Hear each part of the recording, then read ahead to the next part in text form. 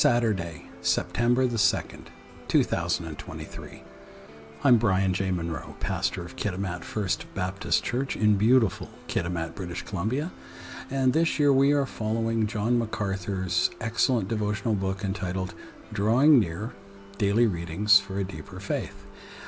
Today's entry is entitled Preparing for Battle. From the scriptures we read in Ephesians chapter 6, verses 10 and 11. Finally, be strong in the Lord and in his mighty power. Put on the full armor of God so that you can take your stand against the devil's schemes.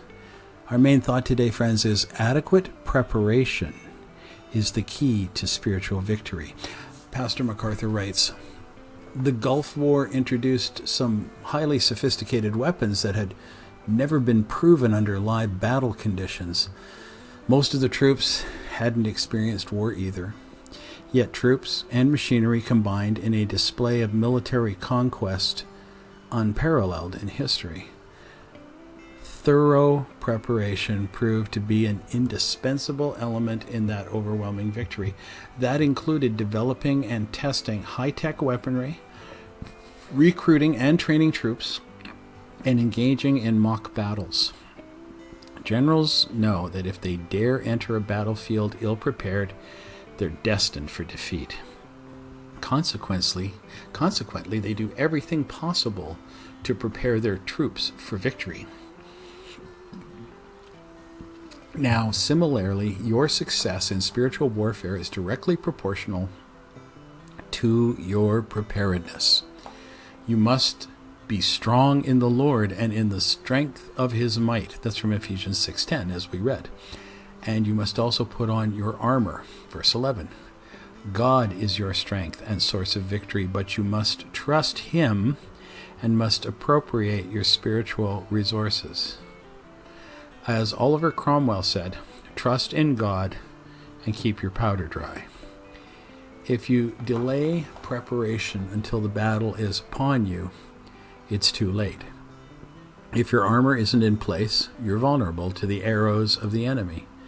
If you neglect prayer, worship, Bible study, accountability, and the other disciplines of faith, you can't expect to prevail when spiritual skirmishes arise. No soldier who values his own life would step onto a battlefield unprepared. How much more should soldiers of Christ prepare themselves to fight against Satan's forces? Be diligent. Christ guarantees ultimate victory, but you can lose individual battles if you're unprepared. It's even possible to lapse into periods of spiritual lethargy, indifference, impotency, and ineffectiveness. But that's utterly inconsistent with your mandate to fight the good fight. 1 Timothy chapter 1, verse 18. So, don't be caught off guard. Keep your armor on and remain alert to the advances of the enemy. Dear friends, I thank you so much. Commend you for taking just a few minutes out of your day to listen to this devotional reflection as written by John MacArthur, read by myself. I've taken Pastor MacArthur's suggestions for prayer and for further study, and I've put them in the description for this video so that you have access to them and you can interact with them. And these would be good things to do, to be beneficial in your preparedness. Until we can be together tomorrow to hear tomorrow's installment in Pastor MacArthur's devotional series, I bid you go in the grace and the peace of Jesus Christ.